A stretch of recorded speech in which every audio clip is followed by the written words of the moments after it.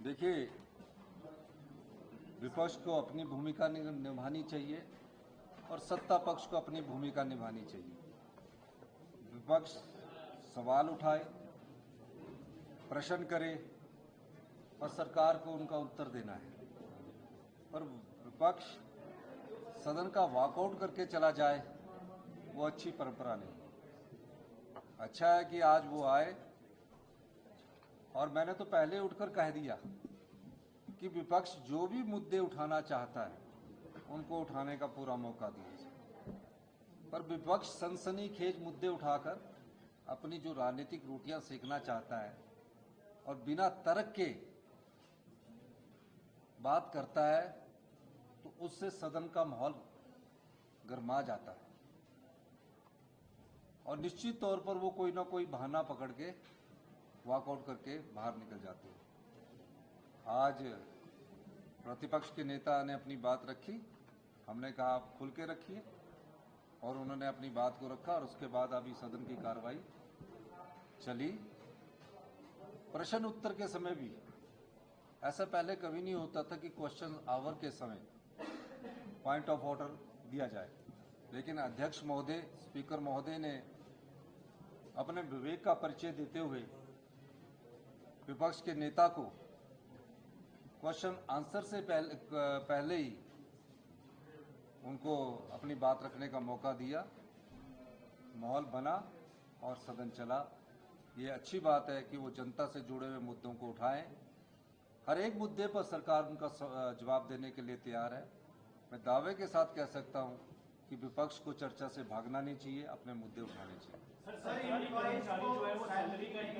Salary date पे वो इंतजार कर रहे हैं, डेफर करने का क्या कारण रहा है? और साथ में ये नहीं, अभी सैलरी के मामले में मैं विधानसभा में अंदर सभा पटल पर एक स्टेटमेंट दूंगा, और ऐसा नहीं है कि किसी की सैलरी को रोका जा रहा है। सरकारी कर्मचारी और अधिकारी हमारे भाई है। जब फाइनेंशियल डिसिप्लिन लाना होता है तो इस प्रकार की थोड़ी सी समस्या रहती है, और उसको ठीक ढंग से हमने प्रदेश को आगे बढ़ाना है। बोर्ड निगमों की और इनकी सैलरी तो निकल रही है, जो सरकारी विभाग है उसमें थोड़ा सा सिस्टम को ठीक कर रहे हैं, और निश्चित तौर पर अभी आने वाले समय में जो उनकी सैलरी है उसको निकाल दिया जाएगा। शराब घोटाले की, उस पर आपने जवाब दिया नहीं, आप शब्दावली का आप भी ठीक प्रयोग करिए, आप भी ठीक प्रयोग नहीं कर रहे। विपक्ष ने आरोप लगाया। उन्होंने स्पीकर महोदय ने कहा ना, तो उसको थोड़ा सा आप ख्याल रखिए। तो ये चीजें जो आप कहते हैं, पहले इसकी स्टडी करनी चाहिए आप लोगों को। जो रिजर्व प्राइस होता है उससे कम बोलियां पहले भी नियमों के मुताबिक आती है। 5 जगह ठेकों की नीलामी की बात हुई थी, तो मैं ये कहना चाहूँगा कि उसका हमने जवाब दिया, क्योंकि उस समय वो कल भी वॉकआउट था, 2 दिन से जवाब था। तो हमने एक साल में 485 करोड़ रुपए शराब की बिक्री से कमाए, और जो भारतीय जनता पार्टी है 5 साल के 665 करोड़ रुपए कमाए हैं। तो आप अंदाजा लगाइए कि इसमें कहाँ नियमितताएं हैं। सर, जो आर्थिक संकट हुआ है इसकी बड़ी वजह कांग्रेस की गारंटियां जो। फिर मैं कह रहा हूं कि आर्थिक संकट नहीं है भैया। अगर किसी फिस्कल डिसिप्लिन करना, आर्थिक संकट से हम उबर रहे हैं, आर्थिक संकट को हम पार कर चुके हैं। अब डिसिप्लिन लाकर हिमाचल प्रदेश को सेल्फ रिलायंट बनाने की तरफ, आत्मनिर्भर हिमाचल बनाने की तरफ ये चेंजिंग जरूरी है, और इसमें फैसले किए जाएंगे।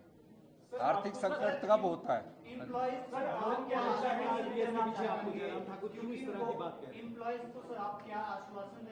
देखिए, जो आपने कहा है वो जयराम ठाकुर जी को आना चाहिए ना। हमने तो बोला कि पहला मुद्दा उनका है। हम चाहते हैं कि वित्तीय कुप्रबंधन पर ये विपक्ष चर्चा करे। हमने तो सरकार की तरफ से लाया, किसी भी नियम के तहत करे। हम जनता की को भी बताना चाहते हैं, हिमाचल प्रदेश की 75 लाख जनता को हम बताना चाहते हैं कि वित्तीय कुप्रबंधन क्यों हुआ और कैसे डबल इंजन की सरकार ने जनता के खजाने को लुटा दिया। बिजली माफ कर दी, पानी माफ कर दिया, 600 के करीब शिक्षा संस्थान और स्वास्थ्य संस्थान खोल दिए। इन सब चीजों को अगर वो चर्चा लाएंगे, नहीं लाएंगे तो हमारे द्वारा चर्चा लाई जाएगी, और हम जनता को बताना चाहते हैं, हम जनता को जागरूक करना चाहते हैं कि जब कोई नीतिगत फैसले नहीं होते तो प्रदेश की अर्थव्यवस्था का उसका क्या प्रभाव पड़ता है। जो इनकम टैक्स देता हो, जो 1 करोड़ रुपया इनकम टैक्स देता हो, उसको मुफ्त की बिजली नहीं चाहिए, मुफ्त का पानी नहीं चाहिए। इन्होंने बिना सोचे समझे बिजली पानी मुफ्त का उन लोगों को दे दिया जो लोग देने अपने पैसे से पानी भी खरीदना चाहते थे, बिजली भी खरीदना चाहते थे। किसको मुफ्त में मिलनी चाहिए? जो गरीब है उसको मुफ्त में मिले, कोई दुख नहीं है, चाहे पानी है चाहे बिजली है। तो इन सब चीजों के मद्देनजर जयराम जी ने जो 5 साल इस प्रदेश के खजाने को लुटाया है, उस दृष्टिकोण से उन्हें चर्चा लानी चाहिए। हमारी सरकार किसी भी नियम के तहत उन चर्चा को तैयार करने के लिए तैयार है। सर, रिसोर्स मोबिलाइजेशन को लेकर क्या बड़े कदम उठाए सरकार ने अब तक? देखिए, रिसोर्स मोबिलाइजेशन को मजबूत करने के लिए और उठाने के लिए, राजस्व में वृद्धि करने के लिए हमने प्रमुख कदम उठाए हैं। उसमें सबसे बड़ा कदम जो है वो जो बिजली है, जो लोग बिजली का बिल देना चाहते हैं, कई लोग मुझसे संपर्क कर रहे हैं, तकरीबन काफ़ी लोगों ने मुझसे संपर्क किया कि हम बिजली का बिल देना चाहते हैं और हमारे से बिजली का बिल लिया जाए। उनको हम अपने दृष्टिकोण से चरणबद्ध तरीके से बिजली के बिल में एकरूपता लाकर उसको कम करेंगे। पानी में मिनिमम हमने 100 रुपया पानी के बिल का कर दिया, लेकिन उन परिवारों के लिए नहीं जिनकी परिवारों की 50,000 रुपये से इनकम कम है, उनसे 100 रुपया भी नहीं लिया जाएगा। बसेस में जो हमारा थोड़ा बहुत रिफॉर्म्स किए जा सकते हैं उसमें बढ़ रहे हैं। और तीसरा, हम अपनी अर्थव्यवस्था में शराब के ठेकों की नीलामी से जो हमें रेवेन्यू आ रहा है, इस साल 150 करोड़ का अधिक राजस्व आ रहा है, ये इन्वेस्टमेंट ड्रेन होती रही है। तो और भी कई, जैसे डीजल के में हम और बढ़ा रहे हैं, तो इन सब चीज़ों को बढ़ाकर हम आगे बढ़ रहे हैं। मेरा ये मानना है कि सरकारी कर्मचारी अधिकारियों के सहयोग से हम प्रदेश की अर्थव्यवस्था को आगे बढ़ा रहे हैं। बहुत बहुत धन्यवाद। कर्मचारियों का एक महत्वपूर्ण